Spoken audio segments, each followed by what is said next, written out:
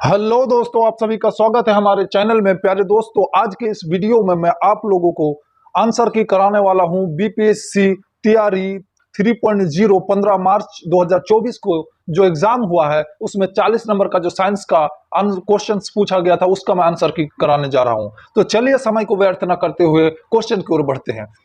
आपका स्क्रीन में question show कर रहा होगा। क्वेश्चन नंबर 111 से चालू है। आपके सामने में क्वेश्चन है। पहला क्वेश्चन पूछा गया है 1 केजी सनहती का पिंड पृथ्वी द्वारा निम्नलिखित में से किस बल के द्वारा आकर्षित किया जाता है। आपके सामने चार ऑप्शन दिया गया है।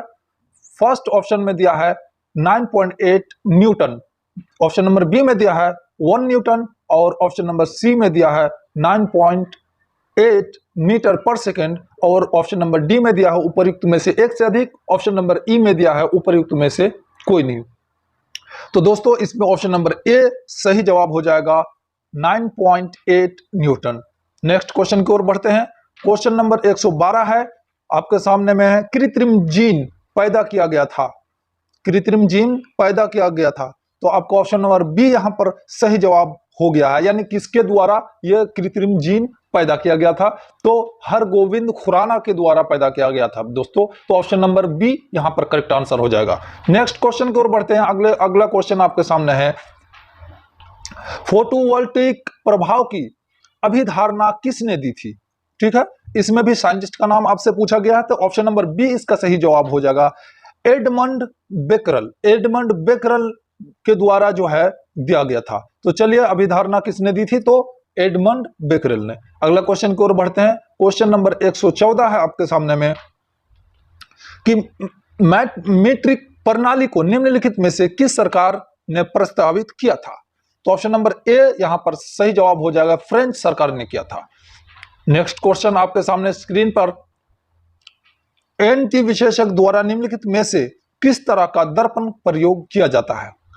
ईएनटी विशेषज्ञ द्वारा किस तरह के दर्पण का यानी आईना का प्रयोग किया जाता है? तो अवतल दर्पण का आपको पता होगा।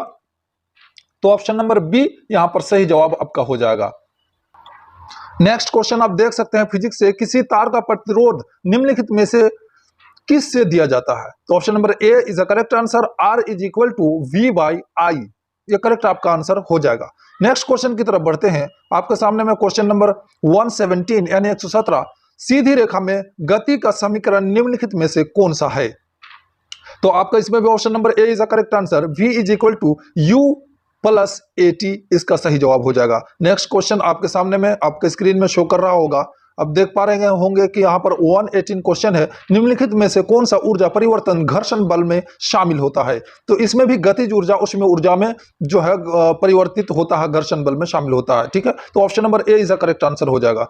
नेक्स्ट क्वेश्चन की ओर बढ़ते, क्वेश्चन नंबर 119 जब आप किसी रबर बैंड को स्ट्रेच करते हैं यानी खींचते हैं तो ऊर्जा किस रूप में स्टोर होता है? तो स्थिज ऊर्जा में स्टोर होता है। तो ऑप्शन नंबर ए आपका सही जवाब हो जाएगा। नेक्स्ट क्वेश्चन की ओर बढ़ते हैं। 5 कूलम के आवेश को दो बिंदुओं में से जिनके बीच 16 वोल्ट का विभवांतर मूव करने में कितना कार्य किया जाएगा?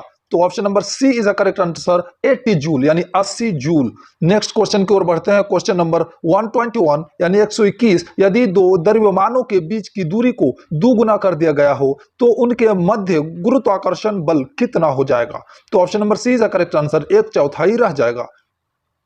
अगला क्वेश्चन आपका स्क्रीन पर 122 नंबर क्वेश्चन दिया है एम यानी मास एम द्रव्यमान के निकाय को 2r त्रिज्या की कक्षा से 3r त्रिज्या की कक्षा में जाने के लिए कितनी ऊर्जा की आवश्यकता होगी? तो यहां पर भी option number B is a correct answer, GMM by 6r। ठीक है, capital and small M. Next question की ओर बढ़ते हैं। आपके सामने क्वेश्चन नंबर है 123 यानी 123 किसी गैस की गतिज ऊर्जा यानी E फॉर एनर्जी है और उसके दाब यानी P फॉर पावर का संबंध निम्नलिखित में से कौन सा है? तो यहां पर भी option number A is correct answer, P is equal to 2/3 E हो जाएगा इसका correct answer, option number A सही जवाब। अगला क्वेश्चन 124 निम्नलिखित में से कौन सा स्वभाव से अम्लीय है? तो स्वभाव से नींबू का रस जो है अम्लीय होता है प्यारे दोस्तों। अगला क्वेश्चन है आपके सामने में 125 यानी 125 नंबर क्वेश्चन। अम्ल क्षार के साथ क्रिया करके लवण तथा पानी बनाते हैं, इस प्रक्रिया को क्या कहते हैं? तो इस प्रक्रिया को कहते हैं निष्प्रभावीकरण कहा जाता है प्यारे दोस्तों। NaCl NaOH आप देख सकते हैं, तो प्रभावीकरण कहते हैं। Option number A is the correct answer. Next question 126 126 निम्नलिखित में से कौन सा तत्व आसानी से एक इलेक्ट्रॉन मुक्त कर देता है, एक इलेक्ट्रॉन छोड़ देता है? तो पोटेशियम प्यारे दोस्तों। तो ऑप्शन नंबर ए आपका एकदम करेक्ट आंसर हो जाएगा। अगला क्वेश्चन 127 क्वेश्चन नंबर 127 में क्या दिया है कि निम्नलिखित में से कौन सी गैस चूने के पानी को दूधिया बना देता है? तो option number C is correct answer, carbon dioxide. Carbon dioxide जो है चूने के पानी को दूधिया बना देता है। अगला क्वेश्चन आपके सामने 128 यानी 128 प्रकृति में मुक्त दशा में पाए जाने वाली धातु है। तो कौन सा मुक्त दशा में पाई जाती है धातु? तो सोना। तो option number A is the correct answer यानी गोल्ड। अगला क्वेश्चन 129 ऊष्मा निष्कासित करने वाली प्रतिक्रिया को कहते हैं, क्या कहते हैं? ऊष्माक्षेपी कहते हैं, ऊष्माक्षेपी। तो option number C is the correct answer, उसका पूरा नाम ऊष्माक्षेपी अभिक्रिया कहलाता है। केमिस्ट्री का क्वेश्चन है एकदम। अगला क्वेश्चन है 130 नंबर, हमारे शरीर के अंदर भोजन को ब्रेक डाउन करने वाला उत्प्रेरक है। तो ब्रेक डाउन किसके द्वारा होता है? तो पाचक एंजाइम के द्वारा होता है, जो ऑप्शन नंबर सी सही जवाब हो जाएगा। अगला क्वेश्चन नंबर 31 है यानी 131 सिल्वर ब्रोमाइड का रंग क्या होता है? तो सफेद होता है सिल्वर ब्रोमाइड का, इसलिए ऑप्शन नंबर सी सही जवाब हो जाएगा। 132 में दिया किसी द्रव का दूसरे द्रव में फैलाव के लिए कौन सा शब्द प्रयोग करते हैं?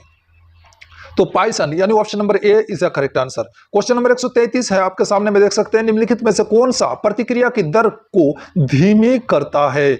तो समांगी उत्प्रेरक यानी option number B is the correct answer. Next question निम्नलिखित में से कौन सा एक लियोफोबिक कलील का उदाहरण नहीं है? उदाहरण ये नहीं पूछा है, तो सोडियम क्लोराइड घोल जो होता है वो कलील का उदाहरण नहीं है, तो option number C is the correct answer. Next question आप देख सकते हैं कि निम्नलिखित में से कौन सा शोषण का एक उदाहरण है? क्वेश्चन नंबर 135 है, तो स्याही में डूबा कॉटन जो होता है उसके बारे में कहा गया है।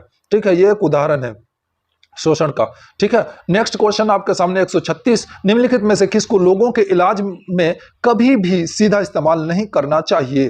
तो निसंक्रामक को इस्तेमाल नहीं करना चाहिए सीधा किसी के इलाज में। नेक्स्ट क्वेश्चन आपके सामने स्क्रीन पर शो कर रहा है 137 नंबर, आगत तथा निर्गत शिराएं मिलती है, तो कहां मिलती है? तो केंद्रीय शिरा तंत्र यानी CNS पर।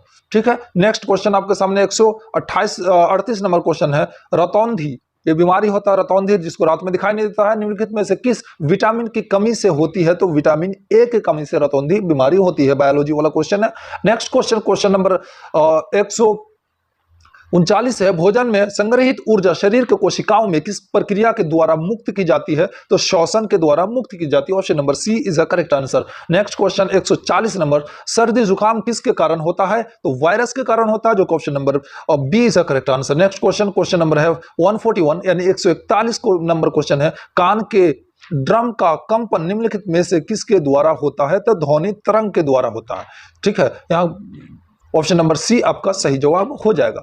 नेक्स्ट क्वेश्चन 142 नंबर, मानव शरीर में श्वसन रंजक क्या है? तो हीमोग्लोबिन, जो कि option number B is the correct answer. Next question आपके सामने, एक कोशिका यानी क्वेश्चन नंबर 143 से, एक कोशिका मोटी वाहिकाओं को कहते हैं, क्या कहते हैं? तो कोशिका कहते हैं। ठीक है, तो option number A is the correct answer. Next question,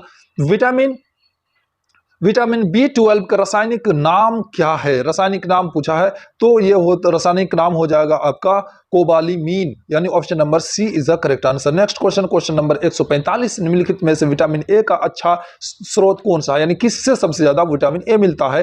तो यहाँ पर मछली का तेल, चीनी, केला, इन सभी से, इसलिए उपयुक्त में से एक से अधिक is the correct answer, option number D सही जवाब। नेक्स्ट क्वेश्चन 146 नंबर, निम्नलिखित में से कौन सा गर्म खून का है? ठीक है, निम्नलिखित में से कौन गर्म खून का है?